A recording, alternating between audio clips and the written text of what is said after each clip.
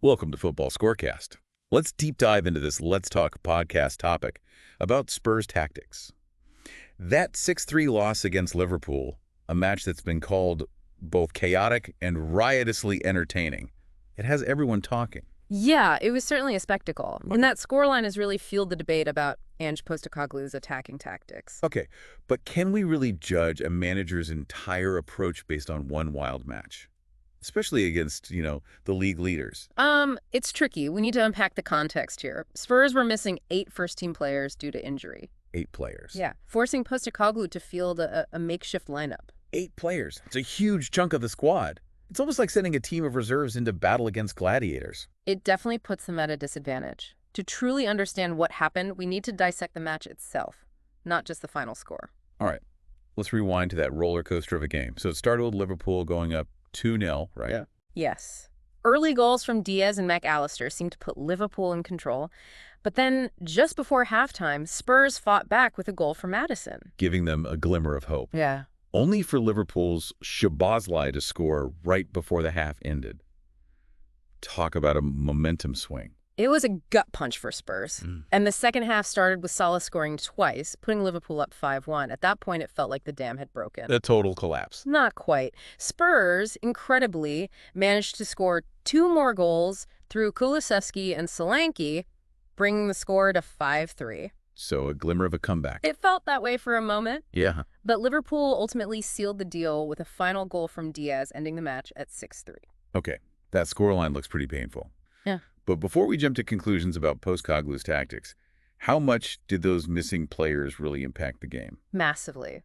To put it in perspective, imagine Tottenham's recent 5-0 win against bottom-place Southampton. Now, would we be analyzing that result as a tactical masterpiece if Southampton had been missing half their starting lineup? Probably not. That's a good point. Both matches need to be seen within their specific context. But let's shift gears to Postecoglou himself. I read that he's sticking to his attacking style of play, Yeah. even after this heavy defeat. Absolutely. His post-match comments were quite defiant. He expressed growing impatience with the constant questioning about his approach and emphasized that he's committed to his vision for the team no matter what. So he's basically saying, trust the process. Precisely. And that raises a fascinating question. Why is he so steadfast in his belief, even when faced with such a demoralizing loss? What makes him think this attacking philosophy will ultimately lead to success? Those are great questions.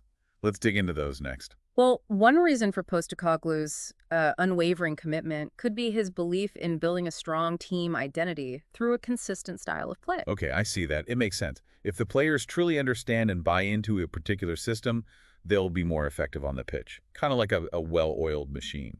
Exactly. And there's also the potential for playing attractive, high-scoring football, which can be incredibly exciting for the fans. Yeah, which is something Spurs fans have come to expect, right? Right. They've had some thrilling attacking teams in the past. Absolutely. It's woven into the club's DNA. But the big question is, can Postecoglou find the balance between exhilarating attacking play and defensive solidity? Right, because as we saw against Liverpool, a purely offensive approach can leave you incredibly vulnerable at the back. Precisely. And that's where the real tactical debate lies. Some argue that Postecoglou needs to adjust his system, perhaps incorporate a more pragmatic approach, especially against stronger opponents. So are they saying he's being too stubborn, too idealistic? It's a valid question, and to answer it, we need to analyze specific moments from the Liverpool match, not just the overall scoreline. Okay, so let's get into the nitty-gritty.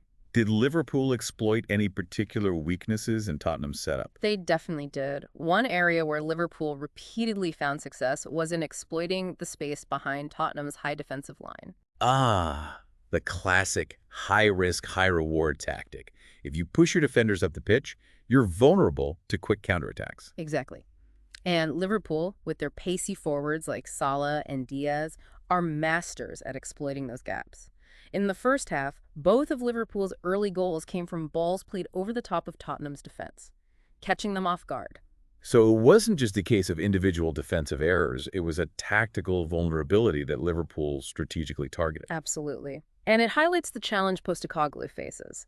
How can he maintain his attacking philosophy with its emphasis on a high press and a forward-thinking mentality, while also minimizing those defensive risks? That's the million-dollar question. Yeah. And to be fair to Postecoglou, he's still relatively new at Tottenham. He's only had a few months to implement his ideas, and work with this group of players. That's true. This is a long-term project. It's going to take time for the players to fully adapt to a system, to develop the understanding and the chemistry needed to execute it flawlessly. So patience is key. Absolutely. But even with patience, there needs to be progress, signs of improvement, and a willingness to adapt. The question is, can Postecoglou tweak his approach without compromising his core principles? I guess that's the tightrope he has to walk. And speaking of tightropes, let's talk about the fans. They've been on quite a roller coaster ride this season. How are they reacting to all this? Well, the fans have been fascinating to observe. Even when they were down 5-1 to Liverpool, they were singing Postecoglou's name. That's remarkable. It's like they're saying, we get it, we understand this is a process, and we're willing to stick with you. Yeah, exactly. It speaks to the level of trust and belief they have in him. It's almost as if they're acknowledging the long game, recognizing that building a winning team takes time, especially when implementing such a radical shift in playing style. And that kind of unwavering support from the fan base can be a powerful asset for a manager, wouldn't you say? Absolutely. It gives him the space and freedom to experiment, to make mistakes, and to refine his tactics without the pressure of immediate results. It allows him to focus on the bigger picture. So in a sense, the fans are acting as a buffer, shielding Postecoglou from the often intense scrutiny and demands of the Premier League. Precisely. And that can be invaluable, especially for a manager who's trying to instill a new philosophy, a new way of thinking. It creates a more positive and supportive environment, which can translate into better performances on the pitch. Okay, so we've analyzed the Liverpool match, dissected Postecoglou's attacking philosophy, and explored the unique dynamic between the manager and the fans. What's the key takeaway for our listeners? Well, I think the key takeaway is that Tottenham Hotspur are at a crossroads. They've embarked on a bold, ambitious project under Ange Postecoglou, one that prioritizes attacking football and embraces a high-risk, high-reward approach. And this project comes with its own set of challenges, as we've seen. Of course. There will be setbacks, moments of vulnerability, and matches where the scoreline doesn't reflect the team's effort or intent. But what's crucial is that there's a clear vision, a well-defined plan, and a manager who's unwavering in his belief. And let's not forget the fans, who seem to be fully on board with this new direction, providing crucial support during this transitional period. Absolutely. The fans' belief in Postecoglou and his vision could be the X factor that propels this team forward. That helps them overcome the inevitable obstacles and emerge as a truly formidable force in the Premier League.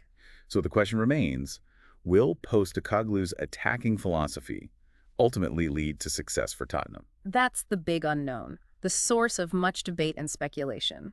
But one thing is for certain, it's going to be a captivating journey filled with exhilarating highs and nail-biting lows. And we'll be here to analyze every step of the way. That's right. So to all our listeners, buckle up, grab your tactical notebooks, and get ready for the ride. Thanks for joining us on this deep dive into the world of Tottenham Hotspur.